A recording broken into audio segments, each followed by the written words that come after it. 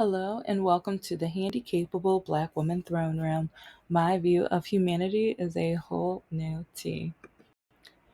Oh, and I'm probably going to connect this because I'm going to do several videos on this because the men that I have met, the men that I have dated, and some of the men that I'm related to, I have so many. But just listening to some videos of how people are taking this Netflix like mini series and male and female, but it's like, oh, this is one of my girls right here. Like, it's like she is a female who I'm just like, when it comes to white man or a white woman, I can pick, like, if she was the white woman I got to pick, yeah, that's my girl. Like, it's like, if she's ever in my town or whatever, I would invite her to the barbecue because so many of her videos, I am just like, thank you. Yes. And the way that she supports and uplifts Black women and she knows the struggle and the fight that we go through, I'm just like, yes, bravo. Thank you, honey. Thank you for listening. Thank you for having an open heart and open ears because a lot of people have either or neither. And so to find someone that is empathetic and having both open is just mind blown. So, but this is going to be kind of like a mixture of river of racism because the patriarchy, masculinity is like, ta-da, yeah, it has some racism in it. And then sexism and the patriarchy, of course, dating nightmares, and politics and stuff like that. Because a big reason why we have the current president right now, look at who he was going against, a wonderful, powerful, amazing, brilliant African American woman. Did I say she's perfect? No, I didn't, because she did make some, like, she's human. So it's like, I know some people are like, but she did this and she did that. And I'm like, okay, boo boo, what you do? Okay. Like, and with some of them, I was like, I know what you did. And sometimes it's like, yeah, I know how you cheated on your spouse. Or I like, okay, you know what? Let's start with the dating part. But okay, oh, well, I know I don't. Sometimes I kind of do intros, but I don't. But anyways, if you get anything out of this, if you wouldn't mind liking, subscribing, I have mentioned the Fiverr nightmare that I've been through. But when I first started the channel, I was trying to write my children's books and my novels and going through like physical therapy because I'm still pretty newly diagnosed with my disability that I was born with. So yeah, listen to those episodes too.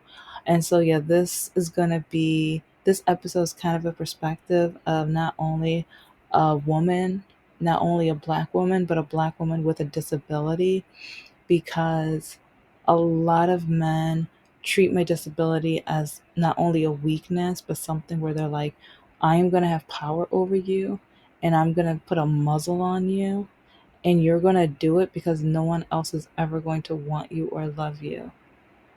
And so I'm going to start off with my mother because, yeah, it's like when it comes to patriarchy, I was brought up in the church, a mega church, went to the same church since second grade, went to another church before that, but there was some drama there was some drama that went on, which I'm like, I don't think I still know all the juicy details, but some stuff went on at that old church. But anyway, grew up at a mega church, second grade till kind of till this day I'm there, but at the same time I'm not there because they disgust me so much with a lot of the patriarchal, ridiculous, like, even with back in the day, they would invite all of the Republican only like people that were running and tell us to vote for them. And then some of the things, especially that includes the LGBTQ and certain other topics, especially the son. He's a pastor now. it's like grew up with his father, but then the son grew up, became a pastor. All the kids are, but the son specifically, because he opened up his own church. Who. I've mentioned this before, but he said that all men want the three B's out of a woman, and he said for her to know the book, and he was like, the book is the Bible. He was like, yeah, a man only cares if the woman how well the woman knows the Bible. And then he said, I wrote them down because I remember laughing really hard, but the third one he says is either let's just say the chest or our behind. Yeah. And so it's like he even went to say it during the service, but he was like, man, you know what the third one is. You like, yeah, because he was like boy code or whatever. But it's like during the dating, because this was a dating series telling each gender how they're supposed to be, and but I remember with the whole submissive and everything like that, he said that a woman is not allowed or not supposed to argue with their husband, even if you know he is wrong. Once he makes his decision, that is what you are supposed to do. Oh, and this is why I'm never going to get married. And it's like, 'cause I know in other episodes when I talk about my relationship type, and because I've changed so much. Back in the day, it's like, I am still a disappointment in my family, but basically, I'm literally going to be creating pins for my gray sheep people. Like, I am a disappointment. And it's probably a smiley face or something like that, because you know what? I am. And I am okay with that. It's like I'm living my life. This is my life. And I feel like, especially growing up in the church, being brainwashed with a lot of the things, it's like for a man to be wrong and then I'm supposed to just be okay with him being wrong. It's like I literally dated a man, Mr. No Heart, who told me that we're not supposed to clean the things we recycle. It's like, because whenever he uses like food, like canned food or whatever, he doesn't clean them, rinse them, nothing. He just puts them in the recycling. And I've watched documentaries, I've heard people, like even on the news, they talk about it, and how that is one reason why so many recyclables end up in the trash, because people at home don't clean them. But yeah, he slammed his fist on the table when I told him he was wrong. And then Mr. Lakaki, whenever he demanded for me to follow his orders, like he knew I was working on grad school homework for my second master's and stuff. And he was trying to make sure I didn't graduate. So whenever he knew I had a test or I was trying to study, next thing I know, let's go to this person's house. Let's do this. Let's do that. But I have homework. It's like, no, it's like, you're gonna have fun. Was like, why don't you want to have fun? Come on. Okay, do it real quick. I'm like, okay, I need to take my time. I want to pass the class. And then he would go to a wall and threaten to punch a hole in it. It got to a point where I just had to, like, while doing homework, listen to him yelling, threatening to punch a hole in the wall. Or when I knew that he would be busy for the day, like, because he would want me to be at the house already when he got there. So instead, I would go to the McDonald's, the Subways, the KFC. Like, if you've been listening, you already know.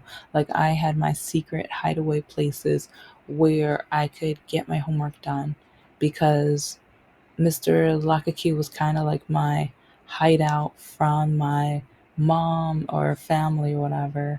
Mostly my mom, but it's like then I needed to hide, because he blackmailed me into dating him, so I didn't want to date him, but at the same time I needed somewhere to go. And with it's just really odd, but with the patriarchy, he like Mr. No Heart and Mr. Lakaki, neither of them wanted me to be educated. What, like his mom, the way she, remember MAGA mom, Mrs. Masher? Yeah. She's the one who told me. to my face in the at the kitchen table while drinking her beer. You know, the only reason you got into college is because you're black. And part of me was like, okay, so why did your white Caucasian son drop out? And it's like, I think she was hating on me so badly because she couldn't stand it. And she was literally trying to force me to change into a Republican. It's like every time, it's like I was only there, I think like two of the times I didn't want to be there. One of the times he literally blackmailed me to go there. And then another time he kept gaslighting me, trying to make me feel bad and guilty. But then every time, like, and okay, this episode is going to be mostly about Mr. No Heart because, well, I'll switch back and forth because both of these fools, because they both hated that I want to own my own businesses. Mr. No Heart, first he would always give me a reason why I shouldn't, or he told me my ideas weren't good enough, smart enough, or it wouldn't be turn out or whatever. But then once one of his talents became legal, because when I didn't even know, but like before we dated, when he was up north in Lake City doing his thing, whatever, he was one of the top sellers of 420 or whatever before it was legal. And that's a funny thing. Like his mom always tried to point me out as being black, and black means criminal, black means this and all this other stuff. But then they were the ones that did every single stereotype.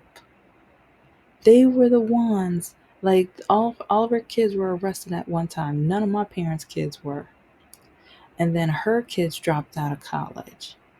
Her kids just like oh, and she smoked 420 too with her son. Yes, they did before it was legal, because I forgot how old he was, but this is while they were in Lake City. It just became legal over the last, I think, 10 years now. Yeah. Yeah. Yeah, and I think this was like around 25 years ago, so something like, so anyway, but it's okay for her white son to do it. It's not good for but it's just crazy with how, even when he begged me to like start the business, I helped him with it. He had terrible credit, no money, didn't know how to save a dime to his name, kept needing me to lend him gas money and everything like that. But then once he saw that our business was starting to be successful, once he saw that I went through the certifications, I went through all the legal stuff, I had the paperwork and everything. And I had to pay for that too out of pocket. And I went to the trainings. He didn't. He laughed at me. He was like, "Why do you care? Why do you care if it's legal, all this other stuff? Why?" And I'm just like, because if we can get this successful, and I'm like, I have a great credit score, if I can save enough money, it's like I can buy a place that has a business area and a house area. And I was like, if I can buy that, that would be perfect and amazing. So then I can not only run my own business, but then have a house too. And then his roommate told him, be careful with her, because if she becomes too successful, if her head gets too big, if her ego. So then he dropped the business immediately. I remember it, like they were talking into the bedroom, all this other stuff. Next thing I know, he came down and told me, it's over. And I was like, what's over? I was like, are you breaking up? Like, no, we're not breaking up. He was just like, the business, we're not growing anymore. And then I was like, so when are you going to start paying me back for all the materials, the equipment, and everything? Then he gaslights me. He was like, oh, is that the only reason you're dating me? But I started dating him 2 or 3 years prior to him begging me to start the bit, like, and he begged me.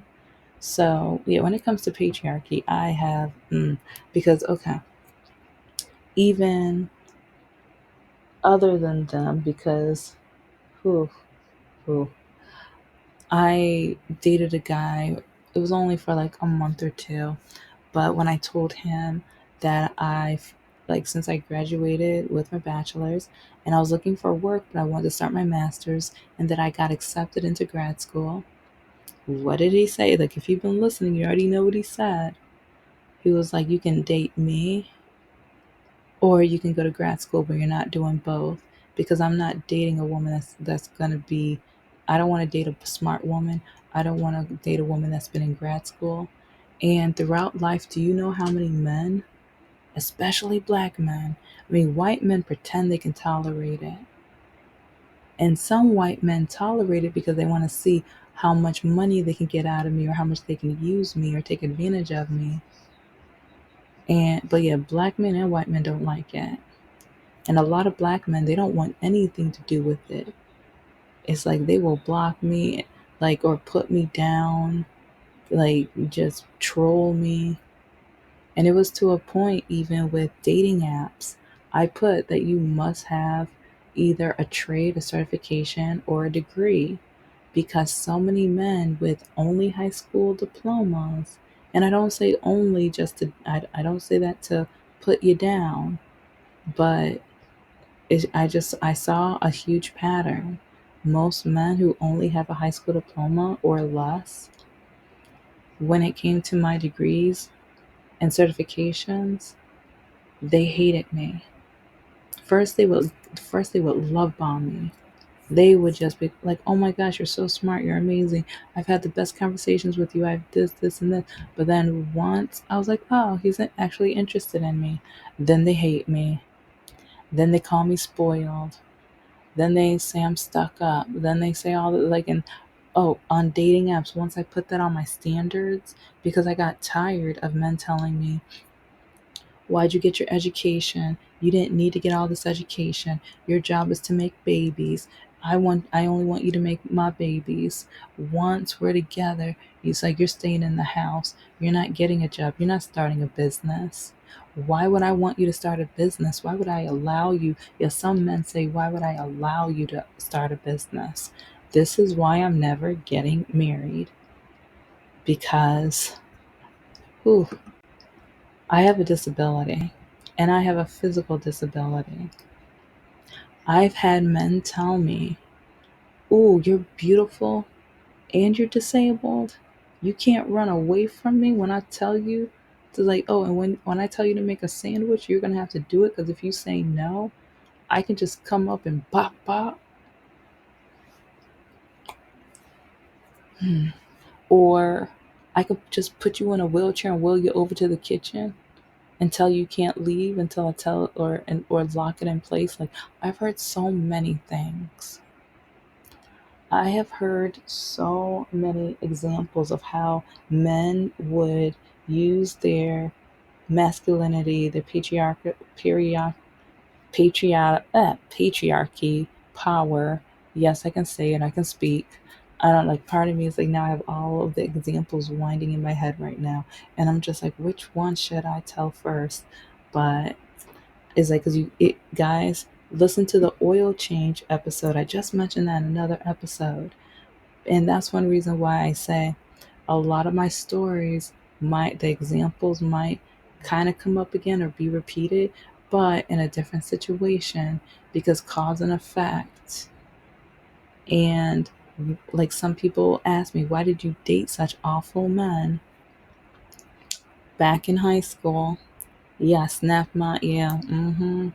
back in high school, my mother would tell me, as long as you walk like that, no one will ever want you, love you, or marry you. And I was determined to make her and prove her wrong. But especially after she passed away, after everything I had been through, and how a lot of men try to use my disability because I was undiagnosed. I was I wasn't diagnosed until after she passed away. So she died not knowing. But she doesn't know the trauma that caused in my head because I didn't know how to walk. I don't know how to walk any other way. And so I was trying to prove her wrong and try someone to tolerate me, accept me. But I knew I wasn't looking for an amazing man. I wasn't looking for a great man. So that's why when Mr. Lockakey blackmailed me, I'm just like, well, he's a man. All right, whatever.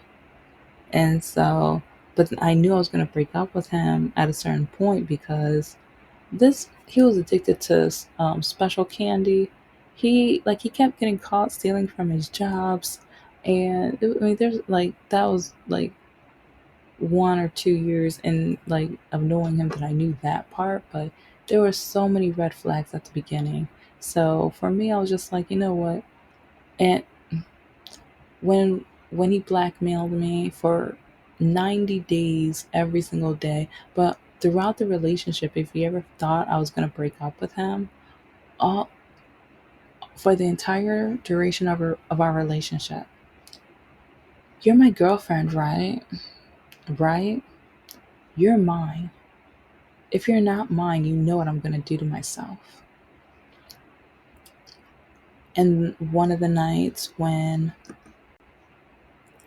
I I told him that I need to go home and stuff because I just needed to sleep because he got caught stealing from his grandmother again, yelling, screaming. I could not concentrate. It's like I was hiding out in his older brother's room because his girlfriend was in there, not him, not the brother, the brother's girlfriend. So I think I forgot where the older brother was, but I think he was partying with some friend, or he was with some boys or whatever. But the girlfriend was at the house, so I remember her and I were hiding in their bedroom or whatever, and while they're screaming, yelling, and stuff like that. And so after it kind of calmed down, I go and get my stuff, and I'm about to leave the house. He's like, "Where are you going? Oh, honey boo, baby, where are you going?" I'm like, "Well, hold up, but it like, oh, where's this? Where'd this come from?" And so then when I'm like, I'm going home, if you go home, you know what I'm going to do to myself. And I was like, I've heard that so many times. Leave me alone. And I'm just like, you blackmailed me into this. You've said this for all of these years in order for me, because you know, as a Christian woman, I would feel so bad if you did that. You know, I would feel like it was partially my fault if you did that. So it's like, can you stop it? But did he stop? No, he didn't. Remember in a past episode, I told you how it's like I was going downstairs just to tell him good night and to make sure he was okay because he had a fit. He was storming because I was going to leave the house for the night. And next thing I know, I go downstairs and he created a noose. Yeah. And he told me once I walk out or once I leave, that's what he was going to do. Yep, it was right on the piping in the basement and stuff. Yep. And then with Mr. Yeah, it's like that's a whole different story for a whole different day. But then with Mr. No Heart, who I have so like it is sad how many examples I have. And even with teaching, like college students and K through 12. I was at K through 8 for 4 years constantly at the same school, but I stopped K through 12. And actually, yeah, I'm gonna give like a quick example because I remember I was in one school, I think it was in Detroit or right outside Detroit, but I it was my first day teaching at the school, and I guess black don't crack, and I looked kind of young or whatever, so a lot like the students thought I was a new girl, and I was looking at them like, who the what?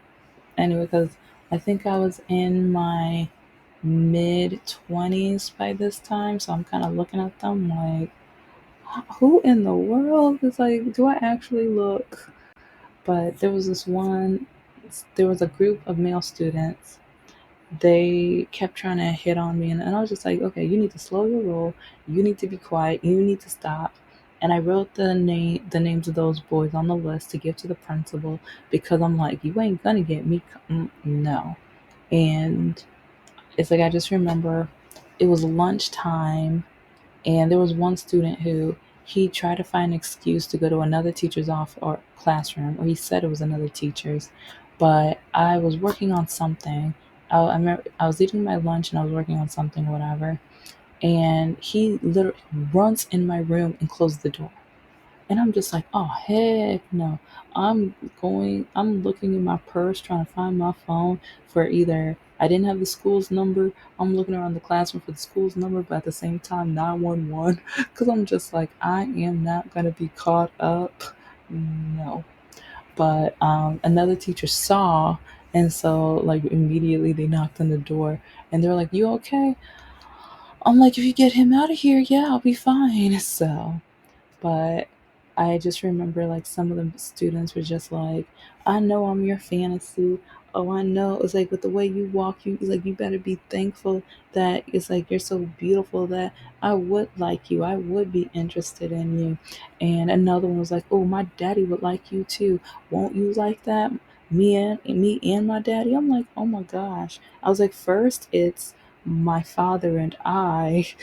Two, ew.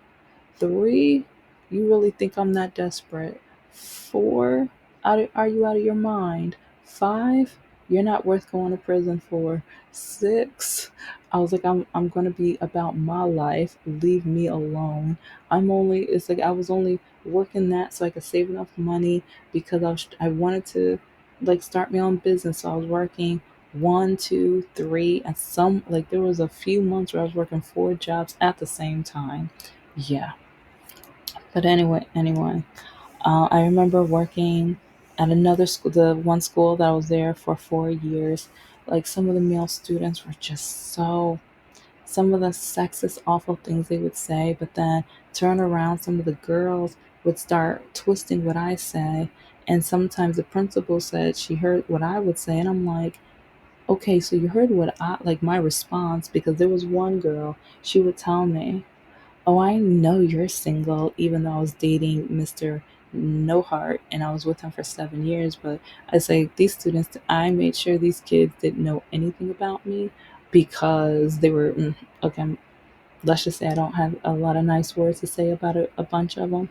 But anyway, she'd be like, well, I know how to keep a man. It's like because my O game, you know what I mean by O, is on point. It's like you're gonna need to learn from me. And she was like, I was just like, because she was saying how I'm teaching them stuff that doesn't matter and they don't really care, and she's not gonna use any of this stuff anyways. And I'm like, you're never gonna read.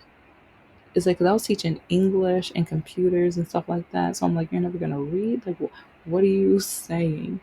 But anyway, when she had that smart little comment, I was like, oh, so first, before you teach me, you need to teach your mama because your mama's on baby daddy number four, correct?